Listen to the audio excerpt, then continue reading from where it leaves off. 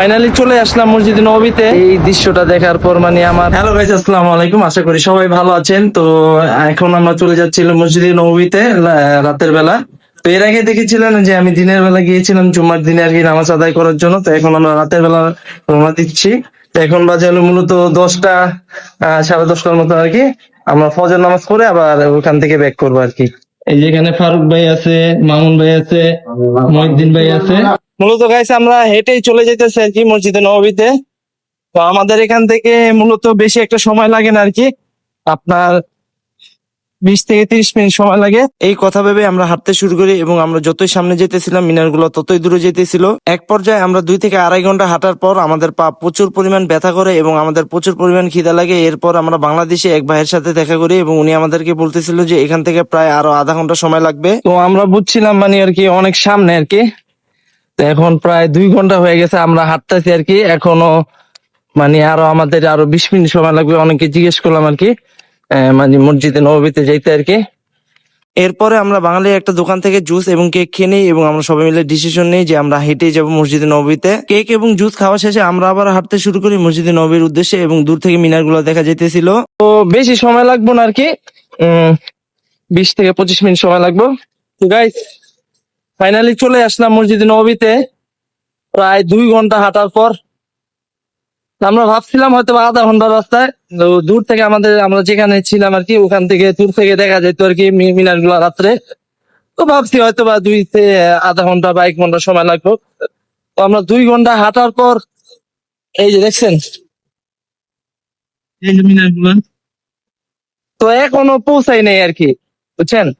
এখনো পৌঁছাই নাই, আরো 10 থেকে 15 মিনিট সময় লাগবে। চলে আসলাম আর কি মসজিদ নববীর এরিয়া আর কি। তো আর এই দৃশ্যটা দেখার পর মানে আমার যে 2 ঘন্টা আমি হাঁটছি আমার ক্লান্ত মানে ছিলে গেছে আর কি, সার্থক হয়েছে আর কি। এই যে দেখেন আর কি। আর এখানে আপনারা চাইলে সাইকেলও ভাড়া নিতে পারবেন আর কি। এখানে সাইকেলও ভাড়া দেয় আর কি। অনেকে আপনার যেরকম সাইকেল ভাড়া নিয়ে অনেক বড় এরিয়া তো ঘুরা ঘুরা দেখে আর কি। আবার এখানে আপনার ছবিও তুলতে পারবে আর কি। 6টা ছবি হোয়াটসঅ্যাপে দিয়ে দিবে আর একটা প্রিন্ট করে দিয়ে দিবে আর কি। আপনার হলো যে 26 রিয়াল আর কি। তো জায়গাটা মানে এই গেট দিয়ে আমি এর আগে ঢুকি না। এই গেটটা এত পরিমাণ চমৎকার। ওখানে আপনি স্ট্রিট ফুডের অনেকগুলো দোকান আছে, চাইলে আপনারা স্ট্রিট ফুডও খেতে পারবেন, বিভিন্ন বার্গার টার্গার এগুলো আবি যাবি। তবে এই ক্ষেত্রে দামটা একটু বেশি নিবে। এরপর পাশে আমরা চলে যাই সিম কেনার জন্য, কারণ আমাদের সাথে একজনের সিম লাগবে। এরপর আমরা মসজিদে নববীর ভিতরে চলে যাই এবং মিনার গুলো অনেক পরিমাণ চমৎকার লাগতেছিল। মসজিদে নববীর ভিতরে ঢুকতেছি, এই যে দেখেন এই যে মসজিদে নববীর ভিতরে আর কি। এখানে অনেক মানুষ কম আর কি। এখন হলো সন্ধ্যা, রাত্রে প্রায় 1টা-1:30 বাজে আর কি। দেখছেন কি পরিমাণ চমৎকার। তো আমাদের আশাটা আর কি সার্থক হয়েছে। হেঁটে আসার কারণে আমাদের হাত পায়ে প্রচুর পরিমাণ ধুলাবালি থাকে এবং আমরা নিচে চলে যাই উজুখানে এবং আমরা ওইখানে ভালো করে উজু করে আবার উপরে চলে আসি।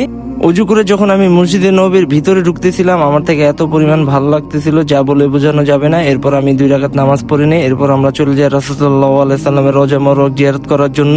এর আগেও আমি 2বার এসেছিলাম মসজিদে নববীতে, কিন্তু আমার কোনো কারণে রাসূলুল্লাহ সাল্লাল্লাহু আলাইহি সাল্লামের রওজা মোবারক জিয়ারত করা হয়নি এবং এই ফার্স্ট টাইম আমি জিয়ারত করি। এবং একবার জিয়ারত করার পরে আমার কোনোভাবে মন ভরতেছিল না এবং আমরা দ্বিতীয়বার আবার চলে যাই রাসূলুল্লাহ সাল্লাল্লাহু আলাইহি সাল্লামের রওজা মোবারক জিয়ারত করার জন্য। এবং আমি হাঁটতেছিলাম আর মনে মনে দুরূদ পড়তেছিলাম এবং আল্লাহ তাআলার কাছে হাজার লাখ কোটি শুকরিয়া আদায় করতেছিলাম, কারণ তিনি ছাড়া এটা কোনোভাবে সম্ভব ছিল না। অনেকের অনেক টাকা পয়সা থাকা সত্ত্বেও আল্লাহ তাআলা তাদেরকে এই সৌভাগ্যটা দেয় না যেটা আল্লাহ তাআলা আমাকে দিয়েছেন। এরপর আমরা চলে যাই রিয়াজুল জান্নাতে নামাজ পড়ার জন্য এবং আমরা ওনাদেরকে জিজ্ঞেস করতেছিলাম এবং ওনারা আমাদেরকে বলতেছিল যে এটা অ্যাপস দিয়ে আগে রেজিস্ট্রেশন করতে হয়, এরপর এখানে ঢোকা যায়। রওজাতুল জান্নাহ হচ্ছে জান্নাতের একটি অংশ যেখান থেকে আপনি দোয়া করলে আপনার দোয়া অবশ্যই কবুল হবে, যেখানে রাসূল সাল্লাল্লাহু আলাইহি সাল্লামের মেহরাব মোবারক অবস্থিত, মিম্বার মোবারক অবস্থিত এবং যেখান থেকে বিল্লাল রাদিয়াল্লাহু তাআলা আনহু আযান দিতেন। নির্দিষ্ট ওই জায়গাগুলোকে রওজাতুল জান্নাহ বলা হয়। এবং আমাদের অ্যাপ্লিকেশন থাকা না সত্ত্বেও আমরা পাশের জায়গাগুলোতে নামাজ পড়ে আমরা চলে যাই মসজিদে নববীর ভিতরে।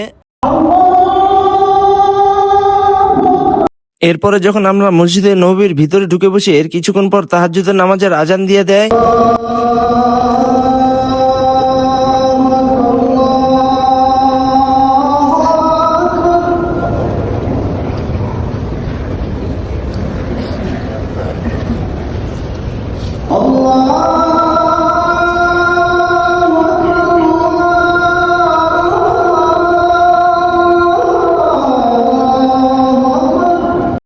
এবং ভোর 5টা বাজে ফজর নামাজের আজান দিয়ে দেয় এবং আজান শুনে আমার এত পরিমাণ ভালো লাগতেছিল যা বলার বাইরে। এবং আমরা নামাজ শেষ করে বাসার উদ্দেশ্যে রওনা দিয়ে দেই এবং আমার বাসায় যেতে কোনোভাবে ভালো লাগতেছিল না এবং মনে মনে ভাবতেছিলাম যদি এখানে একবারের জন্য থেকে যাই।